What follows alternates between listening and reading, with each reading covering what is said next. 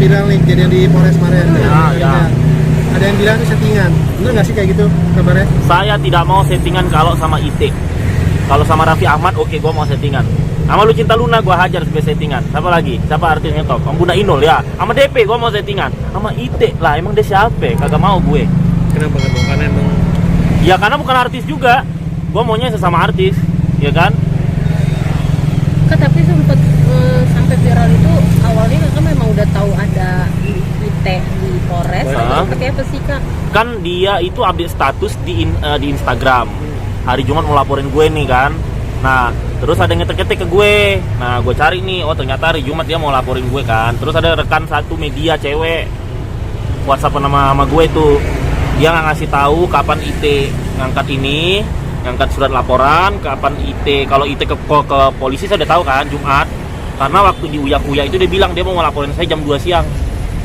Nah, jadi saya buat siasat, oh ini harus gue kerjain nih. Tadinya gue malas nanggapin, tapi karena ini gue mainin aja nih, oh gue hajar lu, gue buktiin kan, Raja Bangsawan, siapa gue gitu.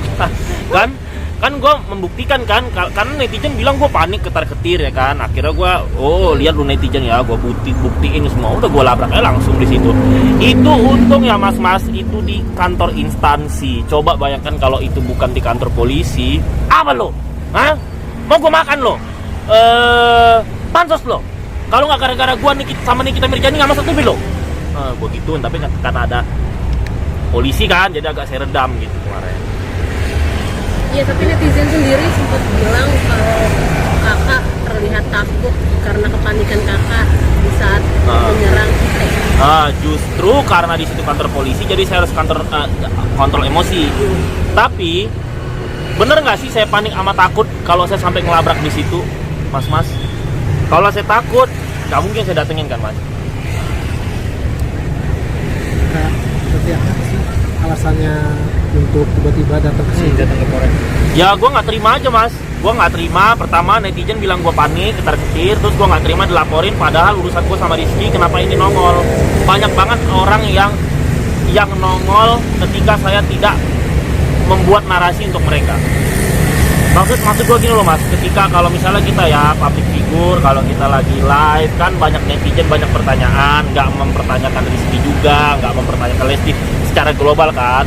Ya gue jawabnya secara global, jadi jangan sampai orang-orang yang tidak gue sebut, yang tidak gue singgung seperti menjelaskan diri sendiri.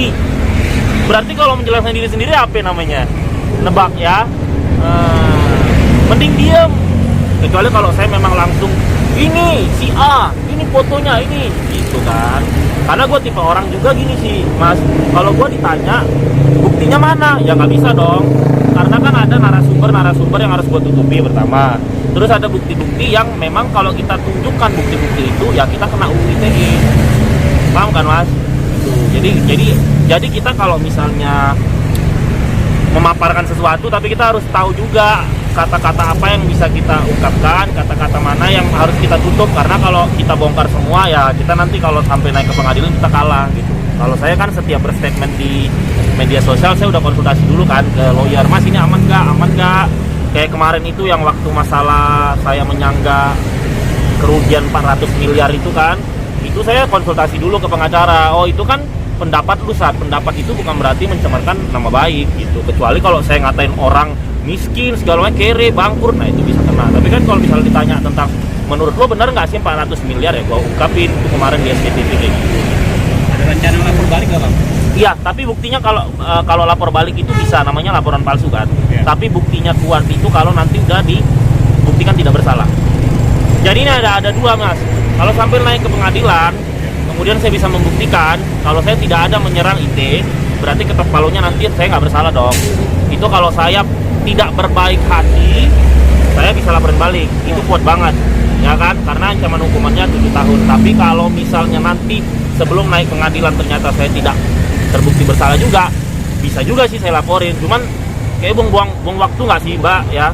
Kayak gitu tuh bagi gue tuh kalau laporin orang kalau bukan kasus-kasus berat kayak pembunuhan, perkosaan atau korupsi itu receh sih mas. Bener nggak sih mas? Ya kan, mau jadi apa negara kita ini? Dikit-dikit ciduk lapor polisi, dikatain janda lapor polisi. Bener nggak? Jadi nanti kalau kalian dikatain sama tetangga kalian, dia anak pelacur lapor polisi, pak polisi berkasnya udah segini, ya kan? Jadi maksud saya itu ya saya minta juga sih sama maksudnya kayak Pak Jokowi, MPR, DPR itu yang mengesahkan undang-undang itu, pencemaran nama baik jangan dihilangkan, tapi lihat dulu kelasnya. Kalau kelasnya cuma maki dengan satu kata anjir lah, kata-kata lonceng lah, kata-kata dia mantan simpanan waria, ya bilang aja ke polisi. Kalau kayak gitu nggak usah diterima, kecuali kalau misalnya dia menghina instansi banget, ya kan. Kalau dia menghina pemerintah banget, kalau dia menghina negara banget, nah itu baru diciduk aja begitu. Kalau menurut saya ya, karena kan nanti pasti ini banyak salah satu orang partai pasti nonton, yakin saya. Tapi apa sih Kak yang akhirnya bikin kakak terlintas sampai kakak menyebut bahwa kakak punya mata-mata orang media? Memang orang media, nanti saya kasih tahu Mbak titik. Satu orang cewek. Satria, nah, katanya kan kita ini katanya punya bukti yang kuat Ya. yang mutlak. Gimana tanggapannya? Ya nggak apa-apa, punya bukti tapi buktinya apa dulu? Kan memang saya ada menyebutkan nama Rizky Bilar, ada menyebutkan nama Lesti, ada, tapi konteks pada saat saya menyebutkan mereka itu mengandung penghinaan pencemaran nama baik nggak, ya kan? Terus saya ada menghina IT nggak gitu. Jadi memang kalau dibilang saya menyebutkan nama Rizky Bilar memang ada, tapi konteksnya apa dulu gitu kan. Terus sempat juga bilang yang istilahnya tuh kiris Nah, kata itu kalau dikata buat beliau katanya jika itu di ahli bahasa katanya bisa kena seperti itu. ya itu kan asumsinya dia. Kalau saya datang ke ahli bahasa saya juga, kalau dicari di kamus kan nggak ada. Lagi pula kalau yang gitu itu nggak usah dibahas lagi sama dia. Kenapa?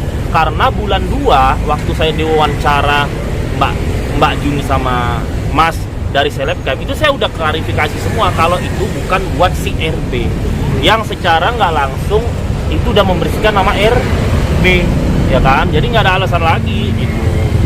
Tapi siap nggak Mas? Misalkan nanti dipanggil penyidik atau proses dia perjalanan hukum nanti siap? Ya, bulan depan saya datang ke polisi. Karena nanti saya udah 5 kali kan laporan begini, ini ke 6 kali. Biasa prosedurnya itu nanti mereka dulu kan, Bang Iti dulu, terus si siapa itu, nenek-nenek kemarin itu, nah itu, terus saksinya 2 minggu per orang, baru nanti saya. Jadi hitungan saya sebulan 2 bulan Pak. Jadi dua-duanya ingin diperkarakan ya, Bang Ite dengan yang kemarin. Kenapa? Dua-duanya diperkarakan. Dan saya, Iya. iya, tapi kalau yang kuat itu kayaknya yang pelapor deh. Karena kalau saksi palsu cuma 4 tahun. Ya, kalau Kemarin juga katakan ada informasi nih, katakan dirimu kan pengen datang ke kediamannya Bang Ite. Jadi itu sampai malam katakan Iya. datang. Gua ke Kalibata, gua ke Kalibata, gua cari, nggak tahu gua tower mana. Cuman sekarang gini aja sih, sekarang tuh asiknya gini Mas, ini kan udah terlanjur nih kan. Kalau saya ketemu 4 mata mati kayaknya nggak asik, nggak ada saksi, bener kan? Sekarang ya udah kita perang di media aja sampai kapan ini turun, bener nggak Mas? Ya kan? Dia dengan statementnya dia, saya dengan statementnya saya. Simple. Satria, jika diundang lagi di podcast lagi, ketemu lagi berani nggak? Kamis Gimana Kak? di Lasis Infotainment, Oh, ketemu lagi? ketemu lagi. Kedua itu. Iya, ha. Nah Kak, kan dari pertemuan itu dianggapnya Kak kayak seperti settingan gitu Iya, ya, Kak. Kakak sendiri menanggapinya seperti apa sih? Ya, I don't care kalau misalnya netizen ngomongnya kayak gitu.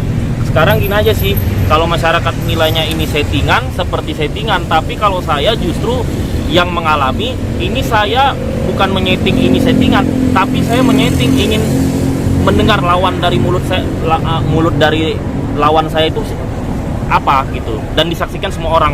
Jadi nanti salah juga netizennya kalau nanti kita ngomongnya cuma 4 mata berantem, gak ada saksi, nggak ketahuan juga mana lu berani sama si IT segala macam, benar kan Mas? Ini sekarang saya perang media katanya settingan, serba salah juga kan Pak, jadi mainin aja gitu. Kak ngerasa ini juga nggak sih menyita waktu kakak dengan kasus seperti ini, gitu, laporan? Tepat ini tepat, bukan ke laporan doang, dari wartawan juga. Jadi ngerasa terganggu juga nggak menyita? Ya ternyata gini ya, kalau kita lagi viral itu kita kayak nggak punya waktu sendiri aja. Jadi ini tepat tanggal 1, saya ingat banget tanggal 29 Mbak Juni ngabarin saya minta wawancara di rumah. Ya udah, ini udah tanggal 1 kan, jadi tepat tanggal 30 hari saya dikejar-kejar media. Ya karena saya menghormati rekan-rekan media, nggak apa-apa lah ya kan, kalian juga dikejar deadline kan dari produser. Jadi saya kasih aja, intinya ketika kalian bertanya, saya akan jawab setahu saya, yang saya nggak tahu saya nggak jawab gitu. Jadi kalau dibilang repot, saya sampai nggak punya waktu. Main HP di rumah aja nggak punya waktu, HP rumah tidur.